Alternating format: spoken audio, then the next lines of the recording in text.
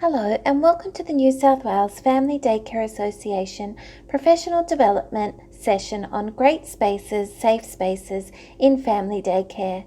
My name is Elizabeth and I'm your presenter for this session. Before we begin, we would like to acknowledge the Gadigal peoples of the Eora Nation, the traditional owners of the country on which our office is located, and recognise their continuing connection to land, waters and culture. We pay our respects to their elders, past, present and emerging. We acknowledge that Aboriginal families have cared and educated children on this land for tens of thousands of years.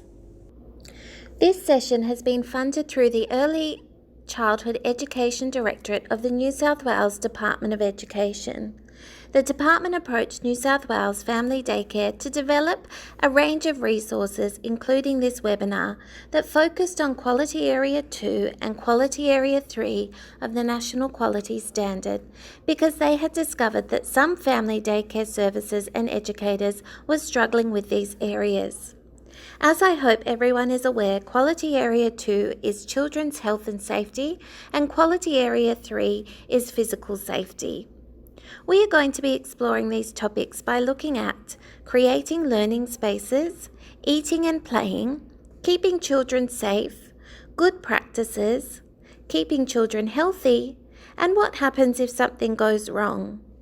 We will then talk about where you can find out further information on these topics. It's important to note that this webinar session is geared towards less experienced educators, but I am confident that more experienced educators will also be able to take away valuable information. The first topic we will look at today is creating learning spaces in family daycare.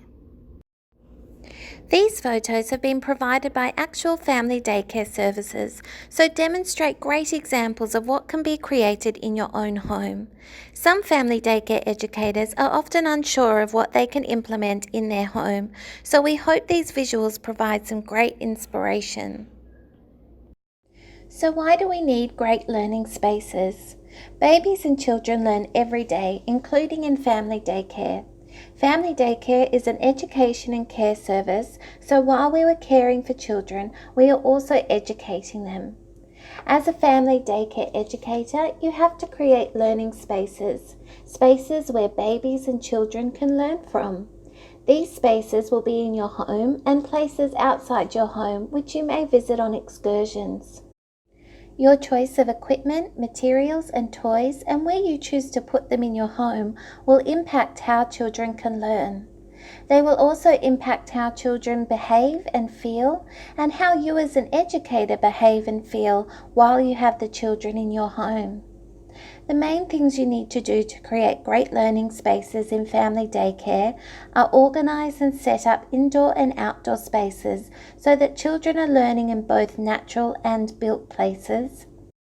Have enough materials, so toys and equipment, so that every child can play through play child learning, and show how you care for the environment, and this will help children to learn how to care for it themselves. Children look to us as role models, and if we are enthusiastic about the spaces we have created, then they will be too. Children will model enthusiasm if we listen to their ideas and gather their input, observe how they interact with the environment, and they will respect the learning spaces. In this picture, we can see a really rich learning environment that is developing many different skills. There are natural objects, the child is working with mathematical skills, and it's only in a small space. The resources in this photo are very accessible, and there is also a lot of opportunity to expand on the learning that is happening. So how do we create positive spaces? We can create positive spaces by defining spaces, setting up indoor spaces, setting up outdoor spaces, spaces to read, build things, imagine, and spaces to build bodies. When providing education and care in your home, it's important that you work out how to separate the space to make it clear which spaces you are using for family daycare. Obviously, some spaces, such as the kitchen, will be used by you both to educate and care for the children, and used by your family when the children are gone. Are there some spaces that you can use just for working with the children? There are many ways you can separate out spaces for educational activities within bigger spaces. Possible methods to define spaces include using a rug on a carpeted area, putting up an umbrella outside, facing a chair away from the centre of the room, or using child-sized tables and chairs to create a room. In the outdoor area, you can create musical spaces, digging spaces, stepping stones, reading spaces, cubby houses, active spaces, and places to grow plants. Also keep in mind, when experiencing wet weather or extreme heat, for example, we still need to provide active play. So think of how this can be done inside. All different types of play can be created. We can see another example here of a great family daycare setup. The resources are all in reach, they are inviting and engaging. There is a lot of timber furniture, so moving away from plastics and creating a more natural environment. The shelves provide opportunity for resources to be changed over or rotated, and everything is nice and organised. Role modelling how the children should care for the environment is so important. This is an example of how to demonstrate to children how they should care for individual resources. In this slide, we can see how the environments look inviting while also being adaptable. It encourages different skill sets and imagination. For example, the educator has instigated play by placing the trucks in the sandpit, which then encourages imaginative, open-ended play for the children. When you go back to your service, look at the resources you already have and think about ways they can be used in different forms. Here we can see a recycling centre that is very simple in its setup, but a really effective and appealing addition to the learning environment. The baskets look beautiful and the educator has added visual cards so children can independently sort materials. There is also a game that supports recycling education, and the sustainable practices are carried through to the outdoor space with the children watering the garden. So some really great examples there of simple but effective planning that can be done in any home. Let's now look at the laws and regulations that guide our practice in relation to learning spaces. As a family daycare educator, you need to follow special laws about learning spaces in family daycare. The main documents to follow are the Education and Care Services Law and the Education and Care Services Regulations. In regards to physical environment, the law and regulations require different things from you as an educator and from your service as a family daycare provider. Most of the laws and regulations relating to creating learning spaces require your provider to do something.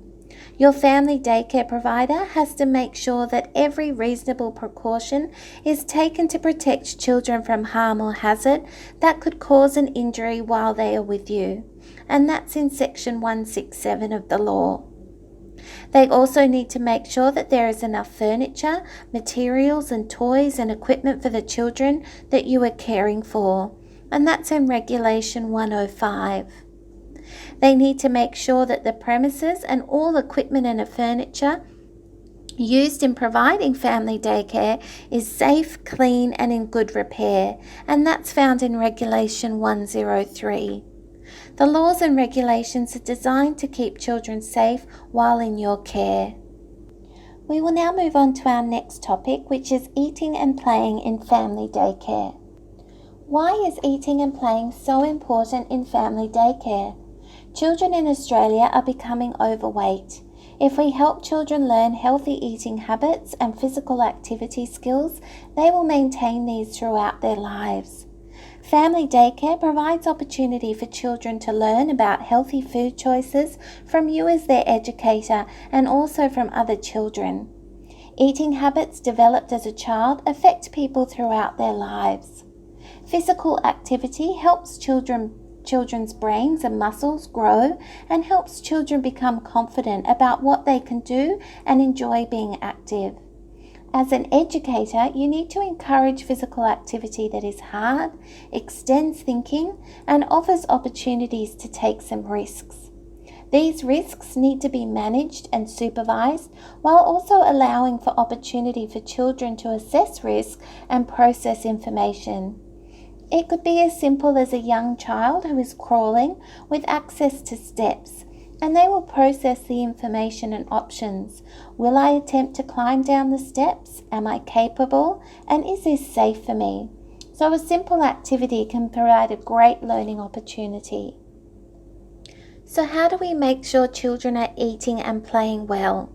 By providing good food or encouraging parents to provide good food, by giving lots of activity to play, and by teaching children about healthy food and healthy movement. Food needs to be good food. Think about the kinds of conversations you have with families about the sorts of food children should and shouldn't eat in family daycare. Think about how you can encourage families to send good food to family daycare. If children are providing food from home, this can be an additional challenge for educators. They also need to educate families on what to provide. Educators need to teach children about nutrition, and they need to support breastfeeding mothers, always having water available, and never giving babies solids until the parents ask. Educators also need to ensure that children are served safe food, so think about allergies, choking risks, and food poisoning from incorrect reheating food. If you are at all unsure about food safety procedures, contact your coordinator. They will have specific policies and procedures on things such as reheating food. As a family daycare educator, you need to make sure you have physical games and activities as part of the program. Support each child to do physical things and help them learn physical skills. Be part of physical activity and demonstrate to children how fun it can be. Make sure that children you care for have time for active play, and talk to the children about how their bodies work and how important physical activity is. Help children to take small risks in play, and make areas for babies to practice rolling over, sitting, crawling, standing, walking, and climbing. Do things like singing action songs, dancing, and throwing and kicking balls. Ensure that you limit screen time in family daycare, especially during meal times, to ensure children are focused on the task and are consciously aware of what they're eating. You can also get children to role model for each other, for example, older children demonstrating for younger children, and good eaters encouraging fussier children. So what do the regs and laws say in regards to eating and playing? The most important parts of the law and regulations in regards to eating and playing require a family daycare educator. For example, these are a requirement put on you directly, not the family daycare provider, to use adequate health and hygiene practices and safe practices for handling, preparing, and storing food so that children don't get sick from food at your family daycare, and that's Regulation 77. Family daycare educators need to make sure that children can get a drink of water whenever they are thirsty and are offered food and water throughout the day, and that's Regulation 78. Educators need to make sure that the food children are provided is nutritious and there is enough of it, and that it is age appropriate and is appropriate for children's culture, religion, and health. All of these only apply if you're providing the food rather than the parents, and that's found in Regulation 79. If you do provide food rather than the parents, you need to show a menu for the week that describes the actual food you will be giving children each day. The menu requirements can be found in Regulation 80. A great idea is to get menu feedback and suggestions from family and children so that your service menu reflects a collaboration of all families. The next topic we will look at is keeping children safe in family daycare. Why is keeping children safe so important? Families, the government, your service, and you want to keep children safe while they're at family daycare.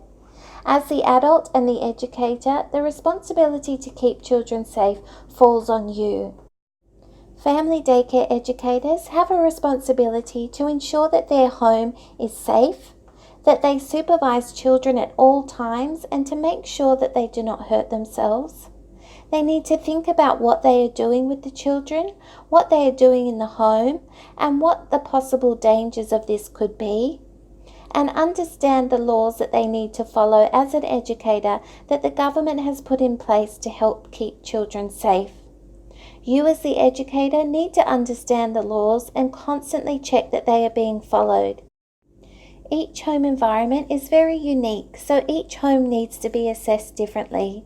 The best person to do this is the educator, as they are most familiar with the home environment. So how do we keep children safe in family daycare?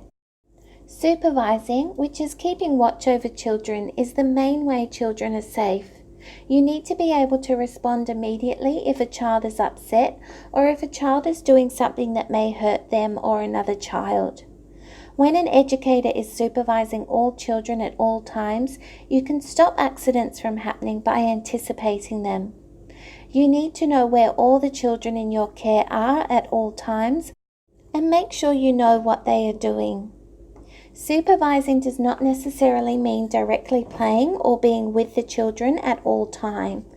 Challenging situations can include when an educator needs to change a nappy. Skills such as scanning and grouping are really effective ways to maintain supervision.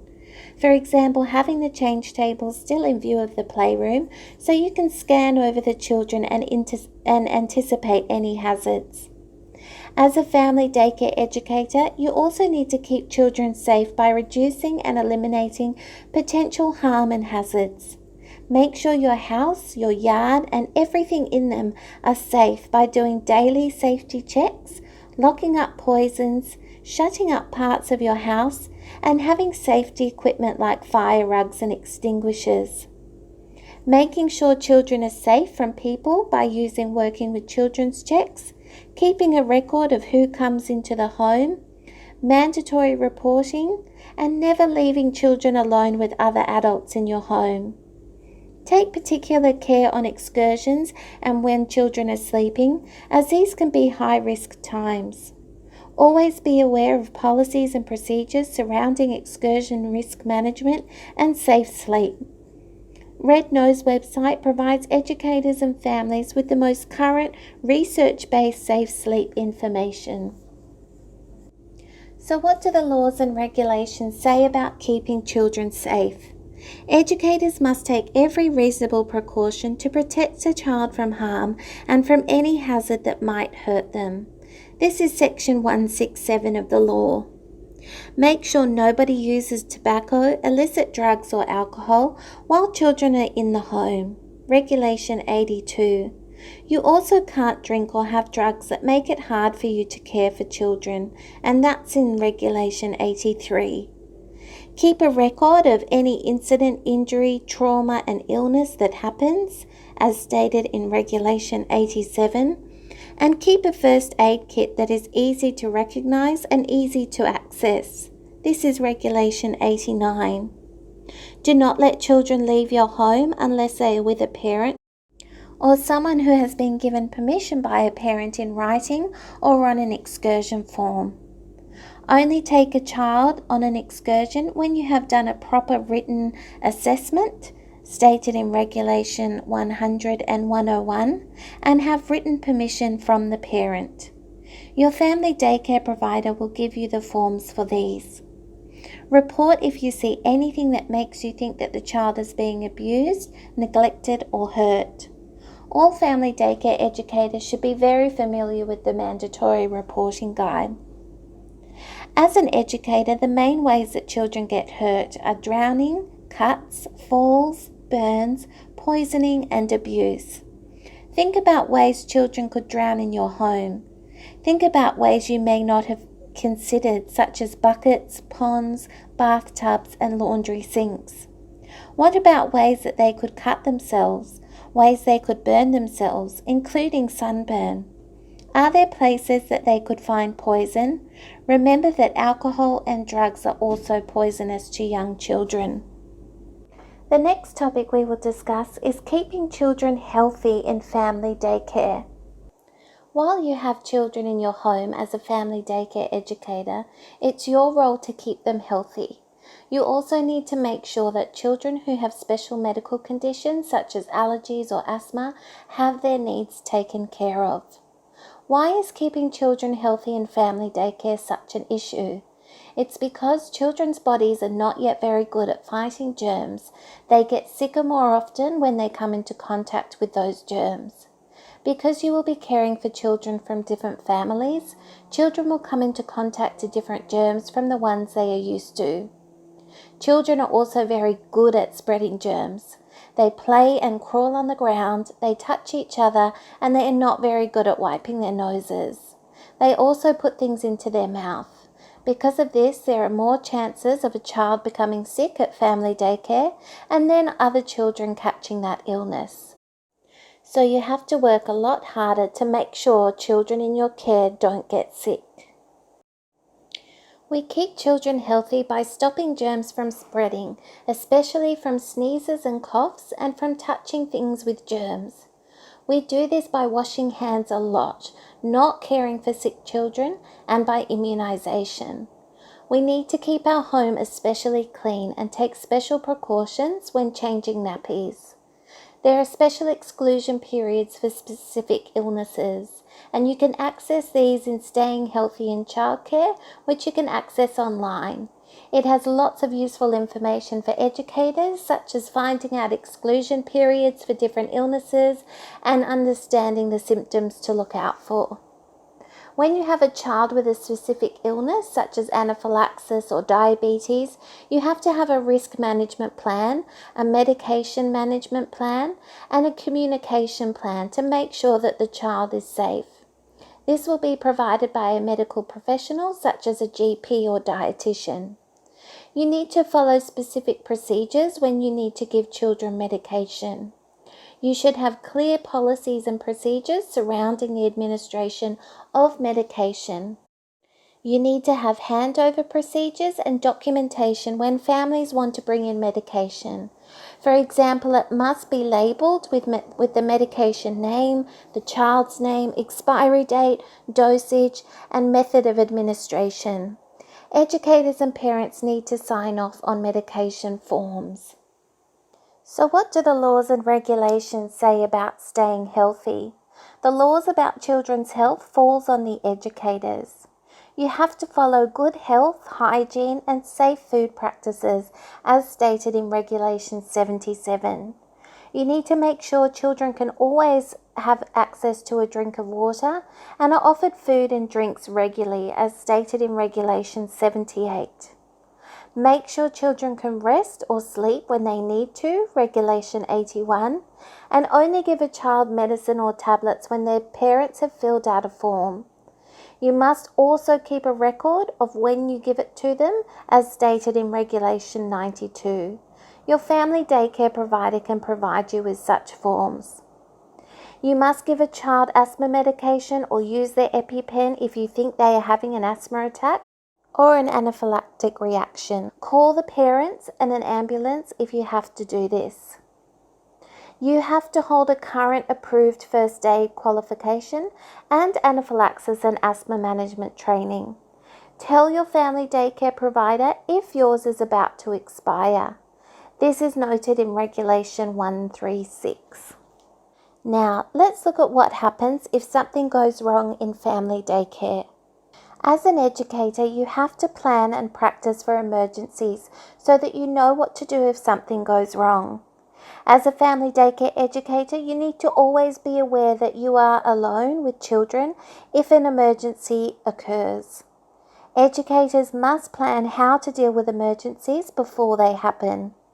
If an emergency occurs, you will be prepared and can react calmly and follow what you have practiced. You must supervise children at all times in the best way to keep children safe while they are inside your home. Educators should practice emergency evacuations in case you need to quickly leave with the children. You need to have a clear plan on who to call and what you should do when different types of emergencies occur. Educators are the best people to prepare for emergencies that may occur in their own home. You are aware and familiar of the environment and your local surrounds. For example, is your home on a busy road? Do you back onto a river that's subject to flooding? Or do you have visits from wildlife such as snakes? Make sure when you are rehearsing emergency procedures that you carry out risk assessments appropriate to your home and area. On the slide here, we can see an example from a family daycare service of a fire evacuation plan.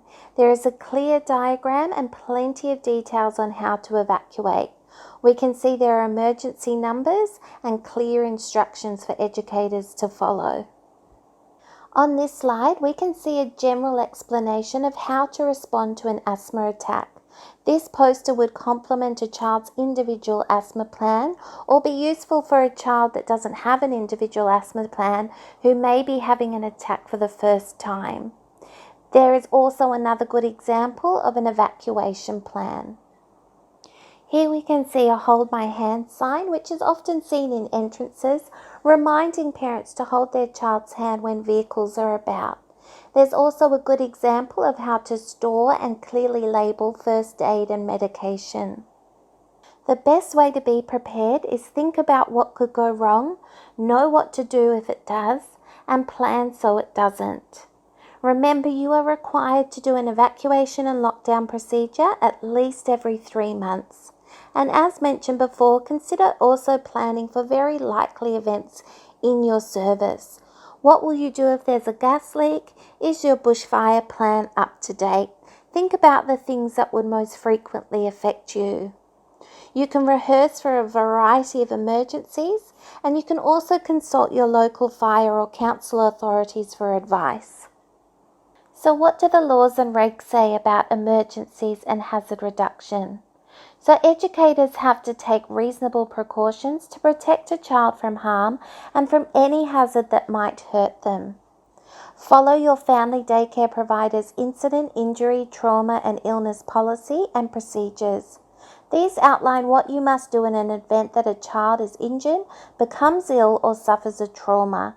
These are known as serious incidents. Notify parents as soon as possible if any child is involved in a serious incident while in your care. You need to fill out specific forms, so an incident, injury, trauma and illness record, which your family daycare provider will give you. This form needs to include what you did, what happened to the child, and any first aid or medicine given. This form must be given to your family daycare provider within 24 hours. Keep a record of any serious incident, injury, trauma or illness that happens to a child, and your family daycare provider will give you the forms to do this.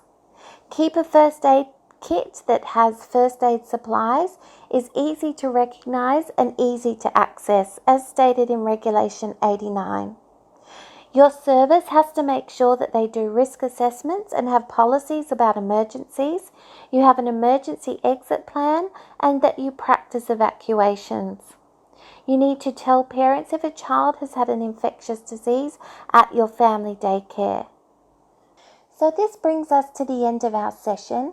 If you do have any further questions about any of the topics that we've discussed, you can contact your service provider, the New South Wales Department of Education, or New South Wales Family Daycare Association. The contact details are available for you on the next slide. There are also 7 booklets and videos that support all the information in this session. You can find these videos and booklets and other useful links at www.nswfdc.org.au/Great Spaces. Thank you everyone for taking the time to watch this session. We hope you have learnt some valuable information to ensure your service is safe and improve your practice as a family daycare educator.